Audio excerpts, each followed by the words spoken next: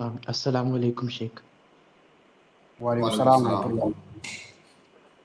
اللہ۔ شیخ میرا سوال یہ تھا شیخ کہ شیخ مجھے ڈاکٹرز نے کہا ہے کہ آپ کی زندگی بس اب 2 سے 3 سال کی ہے۔ جی بھائی۔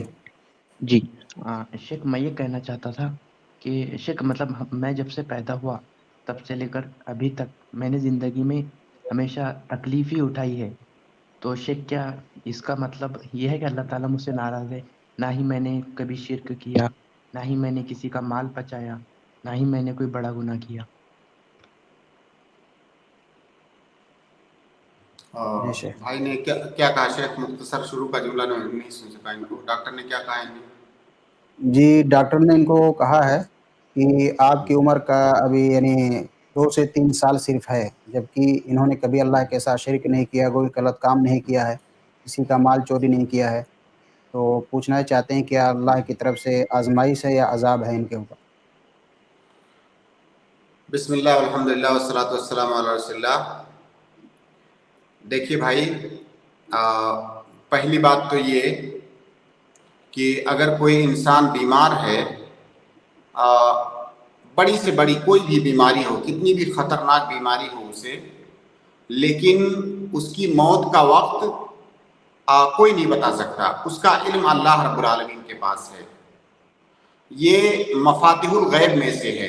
کسی کی موت کا وقت کیا ہے یہ اللہ رب العالمین نے راز رکھا ہے، جس کو کہ قرآن میں مفاتیح الغیب کہا گیا ہے۔ تو اس کا علم کسی انسان کے پاس نہیں ہے۔ اب اگر کوئی کہتا ہے کہ آپ کی زندگی صرف 2 سال 3 سال بچی ہے، تو ضروری نہیں ہے کہ اس کی بات صحیح ہو، بالکل بھی نہیں۔ ٹھیک ہے، وہ ظاہری علامتیں دیکھ کر کے اس طرح سے ڈاکٹر بات کرتے ہیں، لیکن ہم واقع میں دیکھتے ہیں کہ کتنے ایسے لوگ ہیں جن کا علاج کرنے سے ڈاکٹروں نے عاجزی کا اظہار کر دیا تھا، ڈاکٹر مایوس ہو گئے تھے، اور انہوں نے یہ فیصلہ کر لیا تھا کہ اب یہ اس کی زندگی کا آخری وقت ہے۔ لیکن ایسے بہت سارے لوگ الحمدللہ اللہ رب العالمین نے انہیں لمبی زندگی دی۔ کوئی بیماری تھی، اس بیماری سے اللہ رب العالمین نے شفا دیا۔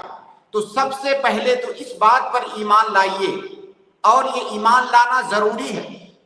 اس پر ایمان لانا، یہ اللہ پر ایمان لانا ہے، قضاء اور قدر پر ایمان لانا ہے، قرآن پر ایمان لانا ہے۔ قرآن کہتا ہے کہ کسی کی موت کا وقت، کسی کی موت کی جگہ، اس کا علم اللہ کے علاوہ کسی کے پاس نہیں ہے۔ اس لیے کسی کی بات پر یقین کر لینا، اگر کوئی کہہ رہا ہے کسی بیماری کی وجہ سے کہ آپ کی موت کا وقت قریب ہے، 2-3 سال بچا ہوا ہے، اس پر یقین مت کیجیے۔ آپ اس بات پر یقین کیجیے کہ اللہ رب العالمین نے جتنی سانسیں آپ کو لکھی ہوئی ہیں، اتنے وقت تک آپ جئیں گے، اتنی سانسیں آپ لیں گے، اور اس کا علم کسی کے پاس نہیں ہے۔ اور مایوس مت ہوئیے، بالکل اللہ رب العالمین کی رحمت سے، اس کے فضل و کرم سے انسان کو مایوس نہیں ہونا چاہیے۔ اسے ہمیشہ اللہ رب العالمین سے اچھی امید رکھنی چاہیے، حسن ظن رکھنا چاہیے۔ اللہ رب العالمین فرماتا ہے، حدیث قدسی ہے اللہ کے نبی صلی اللہ علیہ وسلم کی، جس میں اللہ کے نبی صلی اللہ علیہ وسلم اللہ تعالیٰ سے روایت کرتے ہوئے فرماتے ہیں کہ اللہ تعالیٰ کہتا ہے، انا عند ظن عبدی بی، کہ میں اپنے بندے کے ساتھ وہی سلوک کرتا ہوں جو بندہ میرے ساتھ گمان کرتا ہے۔ تو انسان کو ہمیشہ اللہ رب العالمین کے ساتھ حسن ظن رکھنا چاہیے، اچھا گمان رکھنا چاہیے، اچھی توقع اور اچھی امید رکھنی چاہیے۔ انسان کو کبھی امید نہیں چھوڑنی چاہیے۔ یہ شیطان ہے جو چاہتا ہے کہ انسان مایوس ہو جائے، ہمیشہ مغموم رہے، مہموم رہے، ہمیشہ وہ اندر سے تکلیف میں مبتلا رہے۔ تو یہ شیطان چاہتا ہے، اس لیے ہمیں جو ہے مایوس نہیں ہونا چاہیے۔ یہ جو ہے پہلی بات۔ دوسری بات بھائی آپ نے یہ کی کہ آپ جب سے پیدا ہوئے ہیں پریشان ہیں، کوئی نہ کوئی مصیبت آپ کے اوپر رہتی ہے، جبکہ آپ نے نہ شرک کیا ہے، نہ کوئی آپ اس طرح کا گناہ کرتے ہیں۔ تو میرے بھائی، اگر کسی کے اوپر کوئی پریشانی آتی ہے، کوئی بیمار ہوتا ہے، یا دنیا میں مختلف طرح کی پریشانیاں اس کے اوپر آتی ہیں، تو ان پریشانیوں کا مطلب یہ ہرگز بھی نہیں ہے کہ اس نے کوئی گناہ کیا ہے اسی وجہ سے ہی پریشانی آئی ہے۔ پریشانیاں آنے کے کئی اسباب ہوتے ہیں، ٹھیک ہے، اس میں سے ایک سبب گناہ بھی ہے، اس میں کوئی شک نہیں، لیکن گناہ ایک سبب ہے، اس کے علاوہ بھی اسباب ہوتے ہیں۔ اللہ کے نبی صلی اللہ علیہ وسلم کی آپ وہ حدیث یاد کیجئے جس میں اللہ کے نبی صلی اللہ علیہ وسلم فرماتے ہیں کہ عجباً لامر المؤمن، کہ مومن بندے کا معاملہ بھی عجیب ہوتا ہے، اگر اسے پریشانی پہنچتی ہے تو یہ بھی اس کے لیے خیر ہے، اسے آرام آشائش پہنچتی ہے تو یہ بھی اس کے لیے خیر ہے۔ کیسے خیر ہے؟ اگر اسے کوئی آرام آشائش ملتی ہے، کوئی نعمت ملتی ہے تو اللہ رب العالمین کا شکر ادا کرتا ہے، اور شکر ادا کرنا یہ عبادت ہے۔ نعمت ملی، بندے نے شکر ادا کیا، گویا کہ وہ عبادت کر رہا ہے، تو وہ نعمت اس کے لیے باعث اجر و ثواب بنی۔ اسی طرح سے اگر مومن بندے کو کوئی مصیبت پہنچتی ہے تو اس پر وہ صبر کرتا ہے، اور جب صبر کرتا ہے تو یہ صبر بھی اس کے لیے عبادت ہے۔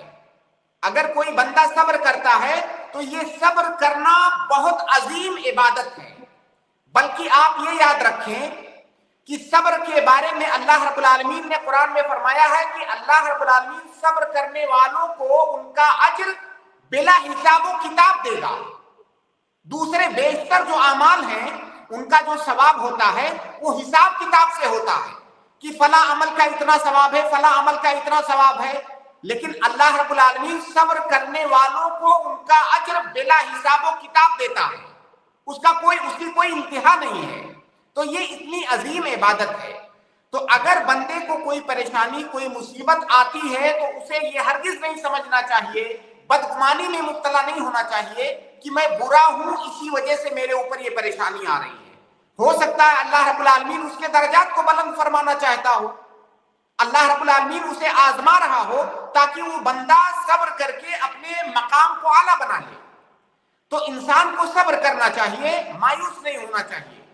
جب کوئی پریشانی آتی ہے تو علماء نے اس بارے میں لکھا ہے کہ پریشانی آنے کے تین جو ہے فوائد ہوتے ہیں۔ کوئی مصیبت، کوئی بیماری، کوئی پریشانی، تکلیف، اس کے تین بڑے فائدے حاصل ہو سکتے ہیں۔ تینوں فائدوں میں سے کوئی نہ کوئی فائدہ اسے ضرور حاصل ہوگا بندے کو۔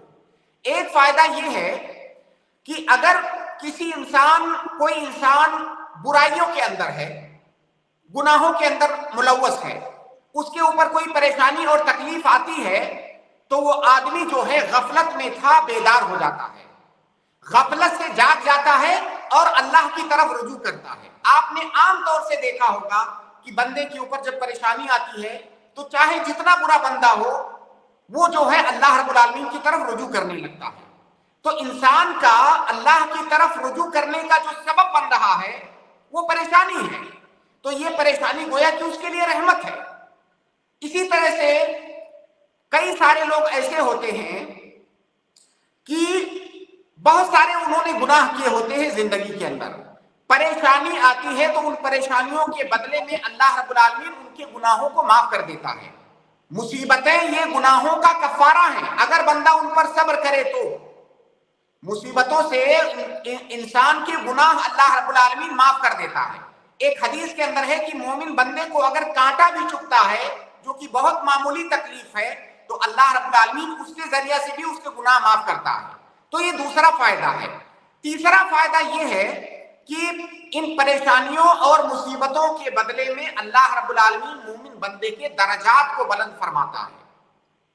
تو اگر مومن بندہ اپنی پریشانیوں پر صبر کرے تو اس کے لیے ہر حال میں فائدہ ہے۔ لہٰذا آپ مایوس نہ ہوں، آپ نا امید نہ ہوں، اللہ رب العالمین سے اچھا گمان رکھیں اور اس کو پازیٹو لیں۔ دیکھیے جو پریشانی آنی ہے وہ آنی ہے، اس کو آپ ٹال نہیں سکتے۔ اللہ رب العالمین نے جو مقدر کیا ہوا ہے وہ آنی ہے، تو کیوں نہ انسان اس کو پازیٹو لے اور اس پریشانی کو جو دنیاوی اعتبار سے اس کو پریشانی نظر آ رہی ہے، اس پریشانی کو کیوں نہ باعث اجر و ثواب بنا لے، کیوں نہ اسے اللہ رب العالمین کی رحمت کا سبب بنا لے۔ تو انسان بہت سارے جزا فضا کرنے سے پریشانی دور تو ہوتی نہیں ہے۔ بہت سارے لوگ پریشانی آتی ہے تو جزا فضا، رونا پیٹنا اور قضا اور قدر سے شکایت، یہ ساری چیزیں کرتے ہیں۔ یہ کرنے سے نہ تو پریشانی دور ہوگی اور اجر و ثواب سے بھی محروم ہوں گے، اوپر الٹا انہیں گناہ ملے گا۔ تو پریشانی جو آنی ہے وہ آنی ہے، تو کیوں نہ بندہ اس پر صبر کر کے اجر و ثواب کما لے. تو لہٰذا خلاصہ یہ ہے کہ اگر آپ کسی پریشانی میں ہیں، اللہ رب العالمین سے لو لگائیں، اللہ کی طرف رجوع کریں، اللہ سے دعا کریں اور اللہ تعالیٰ سے صبر کی توفیق مانگیں اور اس کو جو ہے بطور احتساب آپ لیں. اس سے انشاءاللہ آپ کو فائدہ ہوگا. اور اللہ رب العالمین کی رحمت بہت وسیع ہے. اللہ رب العالمین ہر چیز پر قادر ہے.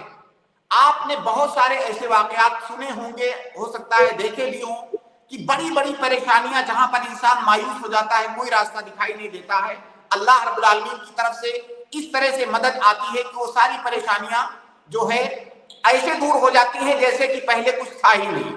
تو لہٰذا آپ مایوس نہ ہو، اللہ تعالیٰ سے لو لگائیں، دعا کرتے رہیں، صبر کریں، انشاءاللہ خیر ہوگا.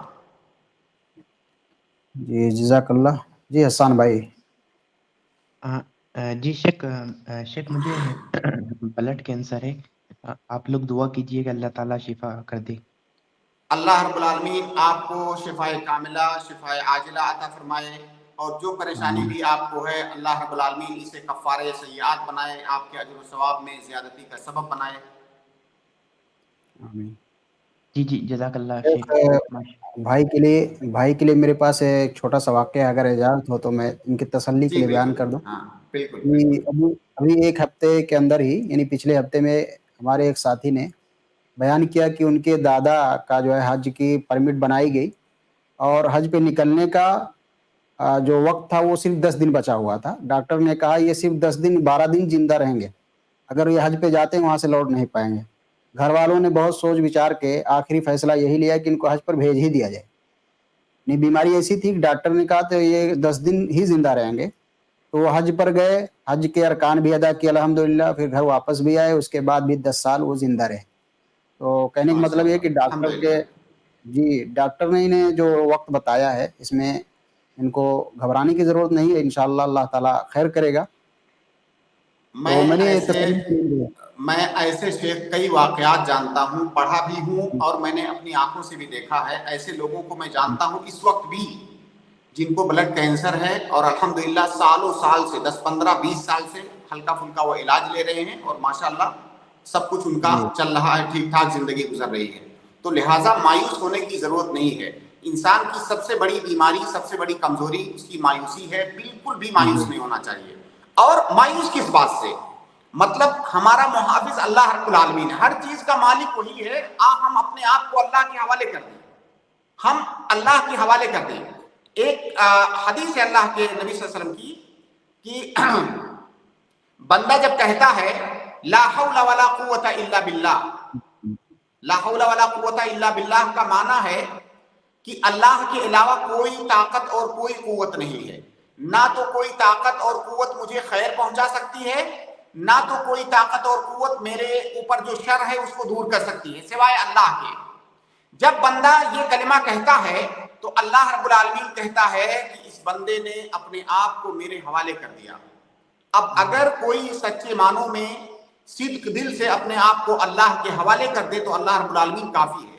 اس لیے آپ دعائیں کیجئے زیادہ سے زیادہ. اللہ کے نبی صلی اللہ علیہ وسلم نے بہت ساری دعائیں بتائی ہیں، آپ وہ دعائیں کیجئے، اپنے آپ کو اللہ کے حوالے کیجئے اور مطمئن ہو جائیے.